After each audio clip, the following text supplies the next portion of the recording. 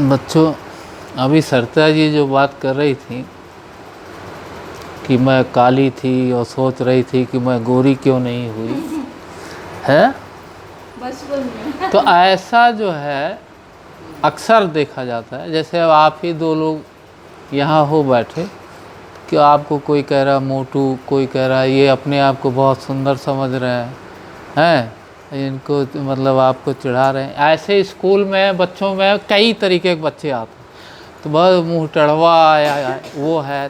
देखिए, इसको किसने बनाया? परमात्मा ने। वो अपने आप से तो बना नहीं, मुँह टड़वा और सुंदर और जो भी चीज़ें बनाई, तो परमात्मा ने उसको बनाया।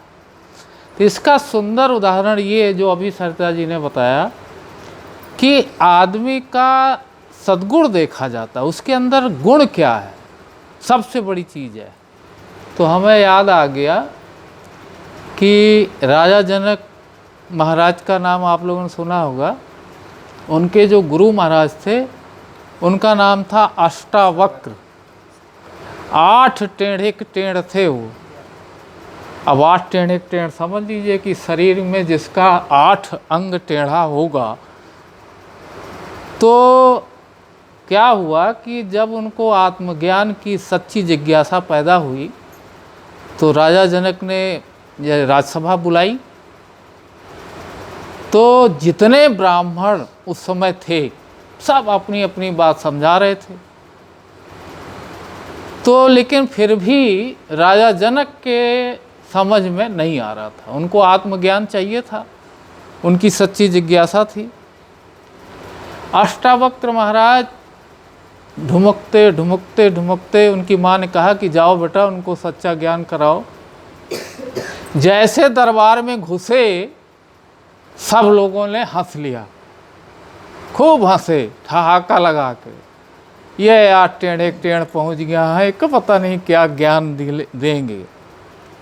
तो जब अष्टावक्र महाराज उसमें पधारे तो सब लोगों ने हंसा। हंसने के बाद तो भाई कितनी देर हंसेंगे, कुछ देर हंसने के बाद तो चुप ही हो जाएंगे ना।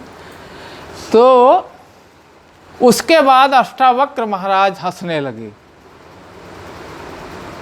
तो राजा का जो मंत्री था उसने कहा कि राजा साहब, इस तरीके का राज दरबार में प्रवेश करना और ठहाका लगा के इसका हंसना, ये जो है राजसभा की तौहीनी है और इसको तो सज़ा मिलनी चाहिए। अब देखिए उधर राजसभा का जो मंत्री है इस तरीके से राजा साहब को चढ़ा रहा है। तो उन्होंने पूछा कि राजा साहब ने पूछा, भाई आप क्यों हंसे?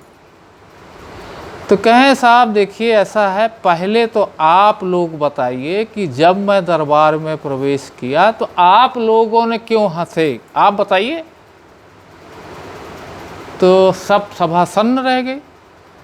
तो एक जने वहीं में से खड़े हुए कहता है, अरे तुम्हें देखे के बाद हंसी आई जाती है, 8 टेढ़े टेढ़ जो तुम्हें देखें तो कहें वह अरे चमकटियों मोचियों, वही में उनके पिताजी भी थे, कहें अरे चमकटियों मोचियों, तुम्हें सिर्फ और सिर्फ ये बाहरी ज्ञान जो बाहरी स्वरूप दिख रहा है इसी का ज्ञान है।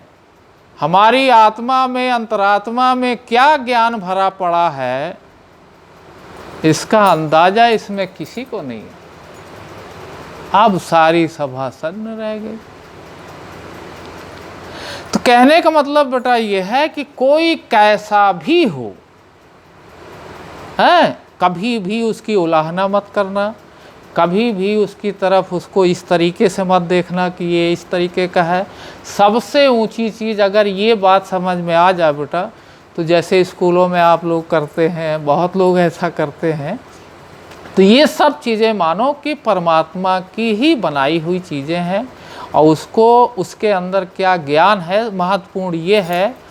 और सबसे अच्छी चीज़ ये है कि आपको अच्छा बनना है, अपने स्वरूप बाहरी स्वरूप पे ध्यान नहीं देना है, आपको अपने अंतरात्मा आपकी जो सद्गुण हैं वो अच्छे होने चाहिए। उठना बैठना चलना फिरना सब कुछ अगर आपके अच्छे हैं तो कोई कैसे भी स्वरूप आपका बनाया है परमात्मा ने, वो सब कहेंगे कि बहुत अच्छा है ना। तो इसलिए कभी भी, जैसे क्या होता है, कोई कोई हमने देखा है, अनुभव किया है, लोगों ने उसको बहुत चिढ़ाया, बाद में उनका क्या हुआ, एक्सीडेंट हो गया। उनकी ये स्थिति हुई, एक्सीडेंट होने के बाद उनका जो स्वरूप था, सुंदर स्वरूप था, वो ऑपरेशन करने के बाद यूं बन गया। परमात्मा भी नहीं सह पाता ये चीज़ें। जो लोग हंसते हैं ना, अब जैसे बनाया तो उसने है, अब आप उसको हंस रहे हो उसके बारे में, तो क्या किया, परमात्मा से नहीं देखा गया, वो उसका एक्सीडेंट हो गया किसी कारणवश, पता लगा कि उसका ऑपरेशन हुआ और साला उसका मुंह टेढ़ा हो गया। तो बच्चों कभी भी इस बात को आप लोग ध्यान रखिए। ये जो हर बच्चा खास है किताब बेटा, ये मामूली चीज़ नहीं है, लेकिन सवाल ये है कि हम उसको अपने जीवन में कैसे पढ़ें और उतारें, है ना।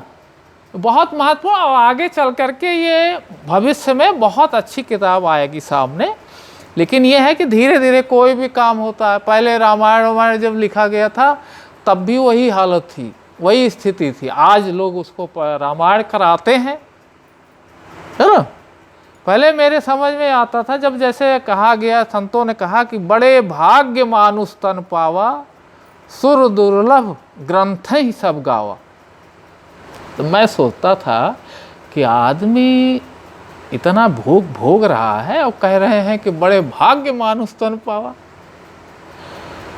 कहने का मतलब देखिए, कितने गरीब अमीर कितना कष्ट झेल रहे हैं, लेकिन अगर वो राम नाम अपने साथ जोड़ ले तो उनका जीवन संसार में आना वो सफल हो जाएगा। किसी भी हालत में परमात्मा ने जिस भी स्थिति में रखा हो, गरीब अमीर जो भी है, अगर उसने राम नाम जोड़ लिया अपने साथ तो उसका जीवन सार्थक हो जाएगा। बाद में समझ में आया, क्योंकि वो चीज़ हमको नहीं पता था। तब साधन धाम मोक्ष कर द्वारा, पाई न जहि परलोक संवारा। अब ये शरीर पाने के बाद जिसने परलोक नहीं संवारा, समझ लीजिए कि संसार में आना ही उसका व्यर्थ ही गया। जैसे पशु पक्षी आ रहे हैं, खा रहे हैं, जा रहे हैं, मर रहे हैं, उसी तरीके से मनुष्य का भी होगा, वही स्थिति से आएगा जाएगा। तो बच्चों, जो सरिता जी ने अभी अपनी बात भी बताई, उन्होंने छिपाई नहीं कि मेरे अंदर ये बात थी, सोच रही थी मैं ऐसा, उन्होंने कोई चीज़ छिपाई नहीं, है ना। सारी बात उन्होंने खोल के ओपनली कहा, लेकिन बाद में उन्होंने बताया कि ये चीज़ हमारे दिल से, मन से निकल गई। परमात्मा तू ही है, तेरी इच्छा।